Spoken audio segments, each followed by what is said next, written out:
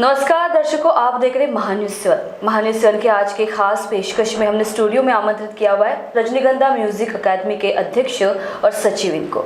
रजनीगंधा म्यूजिक अकादमी पिछले 10 वर्षों से नागपुर में कार्यान्वित है। वो अपने क्षेत्र में गायन और प्रतिभाशाली जो गायकों है उनको मंच प्रदान कर रही है। साथ में ही वो नागपुर में ऐसे बहुत से ऐसे प्रोग्राम्स जो है वो ऑर्गेनाइज कर रही है। हमारे साथ है रजनीगंधा म्यूजिक अकादमी के अध्यक्ष परिणीता माथुरकर, आपका बहुत बहुत स्वागत है। और साथ में है सचिव त्रुशाली माथुरकर, आपका भी बहुत बहुत स्वागत है महान्यूज की आज के इस खास पेशकश में। रजनीगंधा म्यूजिक अकादमी पिछले 10 वर्षों से प्रतिभाशाली उभरते हुए कलाकारों को एक मौका दे रही है, गायन क्षेत्र में उनको एक मंच प्रदान कर रही है। तो सबसे पहले इनसे जानते हैं कि आप इस इंडस्ट्री में आपने अपना कदम कैसे रखा, आपकी जर्नी पिछले 10 वर्षों से, मतलब जब आपने कदम रखा तब से लेकर अब तक की आपकी जर्नी कैसे रही? एक्चुअली म्यूज़िक एक शौकिया तौर पर हम लोग एक हॉबी सिंगर करके इच्छा थी हमारी। उसके बाद हमने देखा कि यहाँ ऐसे बहुत लोग हैं कि जिनको उनकी प्रतिभा, अंदर जो टैलेंट जो छुपा हुआ है वो पब्लिक के सामने वो लाना चाहते हैं। उनको एक मंच की आवश्यकता थी, एक स्टेज उनको प्रदान करना है। बस ये सोचकर हमने रजनीगंधा म्यूज़िक एकेडमी शुरू किया। यहाँ हम लोग प्रशिक्षण भी देते हैं म्यूज़िक का, संगीत का। और धीरे धीरे हम लोगों ने शुरू किया, तब हार्डली 10 या 12 सिंगर्स हमारे साथ थे। अभी 450 लोगों का काफिला लेकर हम साथ चलते हैं। जी, ये जो टीम आपने 450 लोगों की टीम बनाई है, आप उनको गाइड कर रहे हैं, उनके साथ में है, आप मार्गदर्शन कर रहे हैं। बतौर आप भी सिंगर और सचिव भी सिंगर है, तो मैं ये जानना चाहूँगी कि दर्शकों को आप ये बताइए कि आप अपना एक इंट्रोडक्शन, शॉर्ट इंट्रोडक्शन उन्हें दीजिए। जी, मैं हूँ रजनीगंधा म्यूज़िक एकेडमी की director and she is secretary of रजनीगंधा म्यूज़िक एकेडमी। और हम लोग सिंगिंग से ज़्यादा ऑर्गेनाइजिंग में विश्वास रखते हैं। हम लोग अच्छे अच्छे टैलेंटेड सिंगर्स को स्टेज प्रदान करते हैं। उसके लिए जो भी आवश्यकताएं लगती है हम लोग वो पूरी करने की कोशिश करते हैं। जी, मतलब ऐसे पिछले 10 वर्षों से ये इसके दरमियान आपने बहुत से प्रोग्राम्स ऑर्गेनाइज किए हुए हैं। तो आपने नागपुर में कौन से प्रोग्राम्स ऑर्गेनाइज किए हुए हैं और नागपुर के बाहर भी आप क्या प्रोग्राम्स ऑर्गेनाइज करती है? जी, हम लोग दुबई तक जाकर आए हैं। हमारा एक प्रोग्राम दुबई में भी हुआ था। और नागपुर में तो हम लोगों ने काफ़ी सेलिब्रिटी शोज़ भी किए हैं। 2021 में वर्षा उसगांवकर जो मराठी एक्ट्रेस है उनको लेकर शो किया था। It was a multi star show. उसमें रामदास आठवले, कीर्ति आज़ाद, सुरिंदर खन्ना, ऐसे बड़े बड़े दिग्गज लोग आए थे। इमरान खान भी उसमें थे। तो ये हो गया वर्षा उसगांवकर का एक शो, मतलब सेलिब्रिटी शो आप जिसको बोलेंगे। उसके बाद सरल रोशन करके एक सेलिब्रिटी सिंगर है जिन्होंने अब तक 44 कंट्रीज़ में अपना प्रोग्राम दे चुके हैं, हमने उनको भी बुलाया था। फिर समीर दाते करके एक है, वो भी सेलिब्रिटी सिंगर है, वो भी आए थे हमारे यहाँ पे परफॉर्मेंस देने के लिए। और सेलिब्रिटी शो करने के पीछे मकसद ये सिर्फ इतना रहता है कि हमारे जो टैलेंटेड सिंगर्स हैं इनको सेलिब्रिटी के साथ में गाना, उनसे सीखना कि वो कैसे परफॉर्म करते हैं। सिंगिंग के साथ साथ वो सिर्फ सिंगिंग नहीं करते हैं, वो परफॉर्मेंस भी देते हैं। ओनली सिंगिंग जो है वो पब्लिक को एंटरटेन नहीं कर पाती। अगर सिंगिंग के साथ में परफॉर्म भी आप कर रहे हो तो ज़्यादा अच्छा है। फिर एग्जैक्टली म्यूजिशियंस के साथ में ताल सुर में कैसे गाना। तो सेलिब्रिटी सिंगर को जब हम लोग बुलाते हैं तो उनके साथ साथ हमारे यहाँ के लोकल सिंगर्स भी परफॉर्म करते हैं। उसकी वजह से हम सेलिब्रिटी सिंगर्स को बुलाते हैं। जी, मैं अभी त्रुशाली से जानना चाहूँगी कि खासदान महोत्सव भी परफॉर्म किया गया है, तो वो एक्सपीरियंस कैसा रहा? खासदान महोत्सव का एक्सपीरियंस ऐसे रहा है कि इसके पहले हमारा एक साइंटिफिक हॉल में शो हुआ था जिसमें गेस्ट श्री नितिन गडकरी जी सर आए थे। तो उन्हें हमारा शो बहुत पसंद आया था। तो हमने उनसे रिक्वेस्ट की थी कि हमें भी खासदान महोत्सव में चांस दिया जाए। तो उन्होंने, मतलब नागपुर में हम इकलौते एक रजनीगंधा ग्रुप है जिसको चांस मिला था। खासदान महोत्सव का ये बड़ा प्लेटफॉर्म हमें मिला था, ये हमारे लिए बहुत सौभाग्य की बात है। हमारे आज की खास पेशकश में हम बातचीत का दौर आगे जारी रखेंगे, लेकिन उसके पहले हम लेते हैं छोटा सा ब्रेक। मिलते हैं ब्रेक के बाद और हमारी जो बातचीत का दौर है फिर से शुरू करेंगे। Integrity super specialist hospital and research institute of Nagpur अब नागपुर में अत्याधुनिक सुविधाओं के साथ ICU, modular operation theatre, maternity surgery and laparoscopy surgery, orthopaedic and joint replacement, dialysis unit, pathology and pharmacy. Our address: Vinova Nagar, Kharbi Ring Road, Nagpur. Our contact 8668792352 9801980100. Sachin lifestyle में आकर्षक साड़ियों की भव्य रेंज की भरमार। Banarasi Shalu, Kanjeevaram, designer sari, party wear sari, printed sari जैसे सभी प्रकार की साड़ियों की वैरायटी उपलब्ध। सभी के मन को लुभाने वाली साड़ियाँ अभी मिलेगी एक ही छत के नीचे। इस अवसर का लाभ उठाएं और आज ही सचिन लाइफस्टाइल शोरूम में विजिट करें। सभी प्रकार की सुंदर और मनमोहक साड़ियाँ मिलने का एकमात्र स्थान सचिन लाइफस्टाइल। हमारा पता रमानगर, शताब्दी चौक, बेलत रोडी, नागपुर। आप पहुंचना चाहते हो अपने करियर की ऊंचाइयों पर, तो करियर गाइडेंस के रूप में आपकी मदद के लिए नागपुर में आया है Kiyan career point academy. Kiyan करवाएगा IIT, JEE, NEET, AIIMS, KVPY, MHT, CET और बोर्ड एग्जाम की भी पक्की तैयारी। 15 वर्षों से भी ज्यादा एक्सपीरियंस टीचर करेंगे आपको गाइड। यहाँ पर आप सिर्फ सीखेंगे नहीं तो समझेंगे भी। अभी एडमिशन करवाए और पाए 50% off. New batch start from 25th June। Our address Kiyan career point, block number 2, Omkar Nagar, Besa road near Kala Maruti temple, Jaywant Nagar, Nagpur. Our contact 8830479380 और 9049079674। क्या आपके हार्ट में ब्लॉकेजेस है पर बाईपास सर्जरी से डर लग रहा है? Don't worry, Mugdha EECP and heart care centre लेकर आए हैं आपके लिए US FDA approved EECP treatment, जिससे 80 से 90% हार्ट ब्लॉकेजेस को क्लियर किया जाता है और बाईपास एवं एंजियोप्लास्टी जैसी सर्जरी को टाला जा सकता है। दर्शकों, ब्रेक के बाद स्वागत है आप सभी लोगों का। आज हमने हमारे जो स्टूडियो में है रजनीगंधा म्यूजिक एकेडमी के अध्यक्ष सचिव, इनको आमंत्रित किया हुआ है। वो अपना एक्सपीरियंस हमारे साथ साझा करिए कि किस तरह से पिछले 10 वर्षों से नागपुर में वो जो प्रतिभाशाली और बहुमुखी जो कलाकार रहते हैं, खासतौर पे जो गायक रहते हैं, उनको मंच प्रदान कर रही है। तो मेरा अगला सवाल भी इसी से जुड़ा रहेगा कि आप खास तौर पे जो प्रतिभाशाली जो गायक रहते हैं, जिनको मंच प्रदान नहीं मिलता, उनको एक स्टेप मतलब चांस भी नहीं मिल पाता है। वो हालांकि पहुंचते हैं, लेकिन वो कहीं ना कहीं ऐसा होता है कि उनसे उस चांस ले लिया जाता है। तो आप उनके लिए भी आप काम कर रही है, तो उनको आप मंच प्रदान करिए। तो ये किस तरह का आप ये सब ऑर्गेनाइज कर रही है? हम लोग उनके लिए शो ऑर्गेनाइज करते हैं। जैसे अगर कोई एक पर्टिकुलर सिंगर और उसने चाहा कि मैं पब्लिक के सामने अपना टैलेंट प्रस्तुत करना चाहता हूँ, तो किसी एक पर्टिकुलर सिंगर के लिए वो पॉसिबल नहीं है। स्टेज का खर्चा है, लाइट का खर्चा है, साउंड लगता है, हॉल का रेंट लगता है। सो एक शो के पीछे कम से कम 1 लाख रुपीज़ का खर्चा जाता है, जो किसी एक सिंगर के लिए पॉसिबल नहीं होता है। सो हमारे पास में ऐसे कई सिंगर्स होते हैं, फिर हम उनमें से कुछ सिंगर्स को लेते हैं और वो सारा खर्चा हम लोग उनको एडजस्ट करके देते हैं और वो शो देते हैं। इसलिए वजह से उनको चांस मिल जाता है कि पब्लिक के सामने अपनी प्रतिभा प्रस्तुत कर सके। तो ये प्रोसीजर कैसे होता है? मतलब हालांकि नए प्रतिभा नागपुर में तो ऐसे आपको ढेर मिल जाएंगे ऐसे प्रतिभाशाली जो गायक है, तो उनको आपके पास वो कैसे पहुंच पाते हैं? हमारे प्रोग्राम्स होते रहते हैं, लोग देखते हैं, जिनको सिंगिंग में इंटरेस्ट रहता है वो देखते ही रहते हैं कि इनके प्रोग्राम अच्छे होते हैं। और रजनीगंधा के प्रोग्राम वाकई में बहुत अच्छे होते हैं। हमारे हाउसफुल शोज़ होते हैं जनरली साइंटिफिक हॉल में, कभी सुरेश भट्ट सभागृह में किया है। डिस्ट्रिक्ट बार एसोसिएशन DBA जो है नागपुर का, उनके साथ भी हमारा एक शो हुआ है। सो धीरे धीरे जो नाम है रजनीगंधा का सब लोग जानते हैं, मैक्सिमम लोग तो जानते ही है। फिर सिंगर्स हमको खुद अप्रोच करते हैं और हम उनको चांस देते हैं। जी, जैसे कि नाम है रजनीगंधा जो अपनी खुशबू फैलाता है, वैसे भी आप ऐसे पिछले 10 वर्षों से खुशबू फैला रहे हैं और नागपुर के बाहर, राज्य और देश के बाहर भी आप अपना म्यूज़िक एकेडमी का जो नाम है लोहा मना रही है। मेरा अगला सवाल ये है कि आप KBC में भी गए थे, तो वहाँ का एक्सपीरियंस कैसा था आपके लिए? जी हाँ, स्टूडियो क्या होता है, शूटिंग कैसे होती है, थोड़ा बड़े पैमाने में हमको देखना भी था। प्लस एक चांस मिला था, एक मौका आ गया था, तो KBC में हम लोग इनवाइटेड भी थे एज अ गेस्ट, हम लोग वहाँ पे गए थे।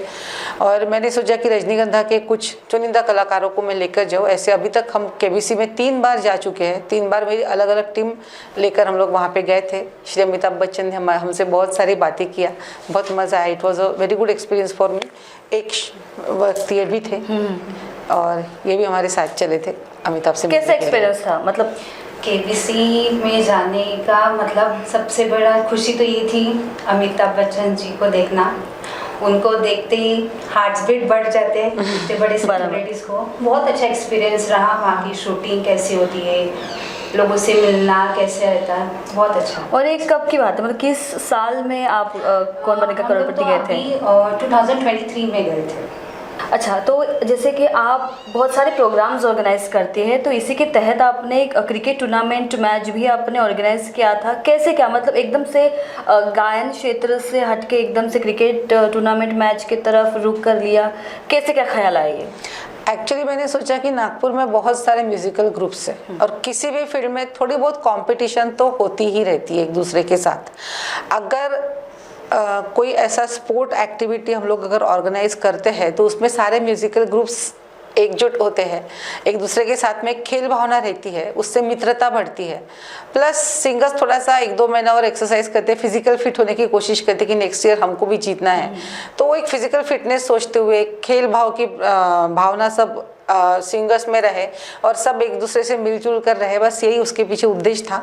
और कंटिन्यूअसली 4 साल हमने क्रिकेट टूर्नामेंट ऑर्गेनाइज किए। तो क्रिकेट टूर्नामेंट में खास तौर पे कौन था, मतलब गायन क्षेत्र से जुड़े हुए लोग? म्यूजिकल फील्ड के लोग, पूरे गायन क्षेत्र से जुड़े हुए लोग ही थे, आर्टिस्ट एंड सिंगर्स, टेक्नीशियंस। इसके अलावा भी सेंट्रल जेल में भी आपने एक प्रोग्राम ऑर्गेनाइज किया था खासकर कैदियों के लिए, तो उनके बीच में जाके, मतलब कैदियों के बीच में जाके परफॉर्मेंस करना, क्या सिचुएशन थी, कैसा लगा आपको?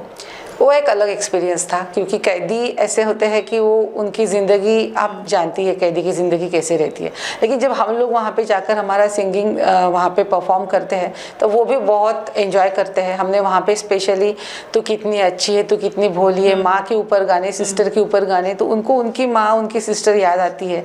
वो बहुत एक इमोशनल टच हो जाता है। वो जो दिन रात अपनी दुखों में रहते हैं या अपनी किसी पीड़ा में वो हंस भी नहीं पाते, जब हम प्रोग्राम करते तो बहुत एंजॉय करते, नाचते गाते हमारे साथ, अच्छा लगता है उनके साथ एक्सपीरियंस। आपका एक्सपीरियंस बताइए, जैसे कि अभी कैदियों के बीच में रहते हैं तो इंसानी अपराध के इससे वो जेल में गए हैं, सेंट्रल जेल में हैं, तो उनके बीच में जाके माहौल क्रिएट करना, एक खुशी का एक वातावरण उनको देना, तो क्या ऐसे कैदियों की तरफ से आपको ऐसा कुछ, ऐसा एक पॉजिटिव रिएक्शन आपके तहत पहुंचा है? उन्होंने कुछ कहा? आपने जैसे कहा कि कैदी भी एक इंसानी होते हैं, तो हमने जब शो किया था वहाँ पे, तो वो बहुत खुशी हुई थी। उन्होंने एक मतलब उनका जितने भी प्रॉब्लम्स है सब भूल के एक एन्जॉयमेंट था, उनके लिए भी एक एंटरटेनमेंट ही था। वो बहुत खुश थे जी। कोविड का पीरियड अपने जो देश में आया था, पूरे देश में आया था, तो बहुत ही क्रिटिकल एक पीरियड था वो।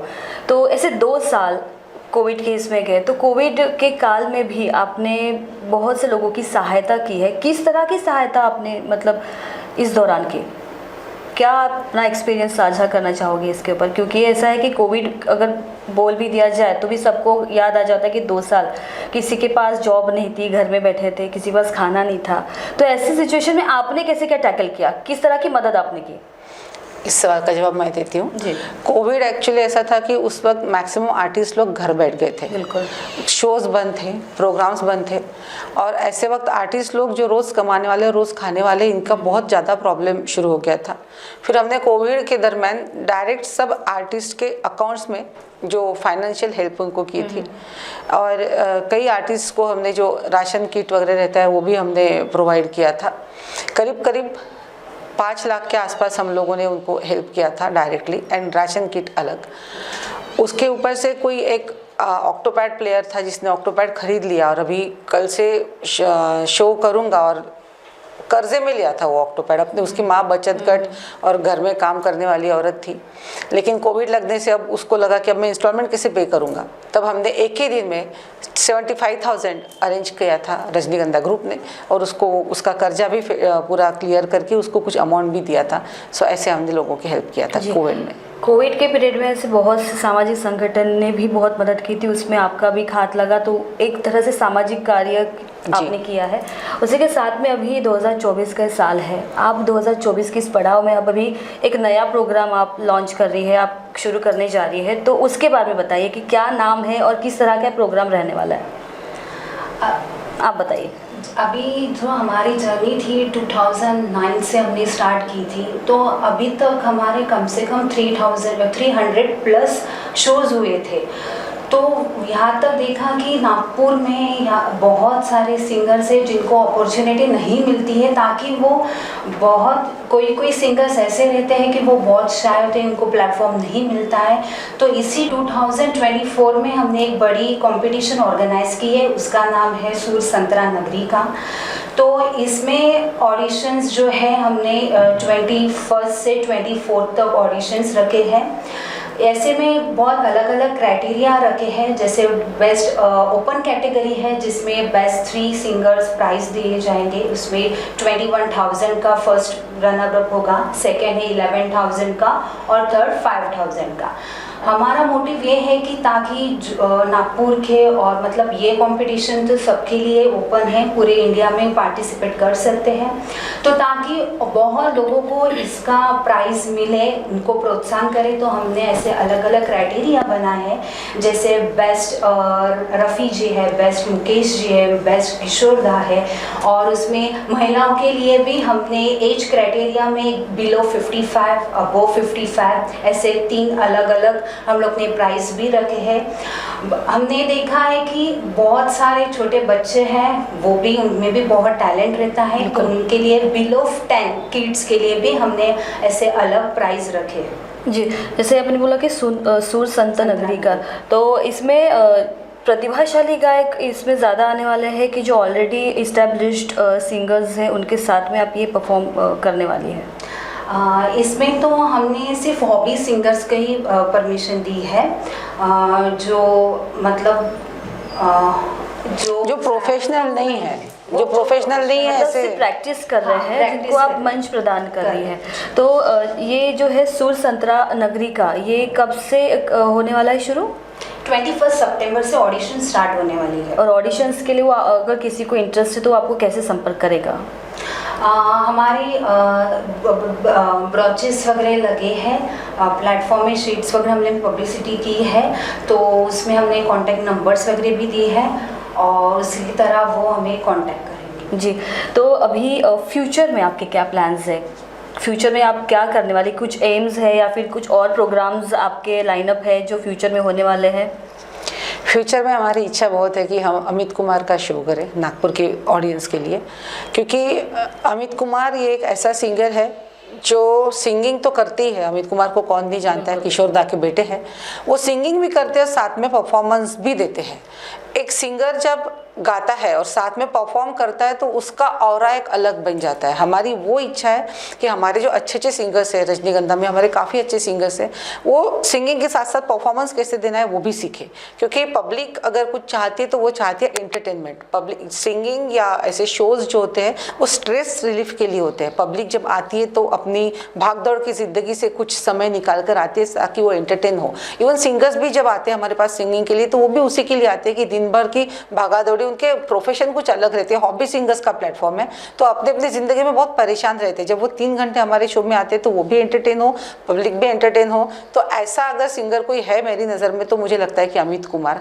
वो किशोर कुमार के किस्से भी कौन नहीं जानता है, तो किशोर कुमार के कुछ किस्से बताएंगे और कुछ पब्लिक को समझाएंगे और कुछ हमारे सिंगर्स भी उनसे सीखेंगे। दैट्स वाई हमारा जो भविष्य का जो प्लान है या फिर जो इच्छा है वो किशोर कुमार को बुलाने की इच्छा है। बट ऑलवेज जो हम लोग सोचते हैं वैसा हो ही ज़रूरी नहीं है, लेकिन हमारी इच्छा ज़रूर है, हम करने की कोशिश ज़रूर करेंगे। इसके पहले क्या अमित कुमार कभी नागपुर में आके परफॉर्म करके गए हैं, या फिर आप फर्स्ट टाइम उनको नागपुर के जो दर्शक हैं उनके बीच में लाके आप उनको लाइव परफॉर्मेंस का एक नज़ारा दिखाना चाहती हैं? जब से मैं म्यूज़िक फील्ड में हूँ तब से तो मैंने अमित कुमार जी को कभी आया हुआ देखा नहीं है, लेकिन किसी ने आया होगा प्राइवेटली, अगर कोई बुलाते हैं तो पता भी नहीं चलता है। प्राइवेट शोज़ होते रहते हैं, बट पब्लिकली तो मैंने किशोर कुमार को आया हुआ देखा नहीं है और इच्छा मेरी बहुत है कि मैं उनको बुलाऊं।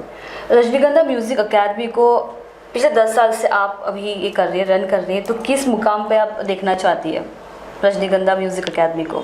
क्या आपकी मैं रजनीगंधा को उस मुकाम पर देखना चाहती हूँ कि जहाँ मेरे जो सिंगर्स है वो इतने ज़्यादा फेमस हो कि उन्हें लोग बुलाए कि आइए आप हमारे यहाँ पे परफॉर्म कीजिए। उनकी सिंगिंग लोग इतनी पसंद करें कि आप मतलब उनको एक रोज़गार भी मिले इसके थ्रू, बस यही इच्छा है। थैंक यू सो मच कि आप हमारे स्टूडियो में आई और आपने रजनीगंधा म्यूज़िक अकेडमी के तहत जो होने वाले प्रोग्राम्स हैं, साथ में आपने जो भी अब तक ऑर्गेनाइज़ किए प्रोग्राम्स, उसके बारे में अपने एक्सपीरियंस हमारे दर्शकों के सामने साझा किए।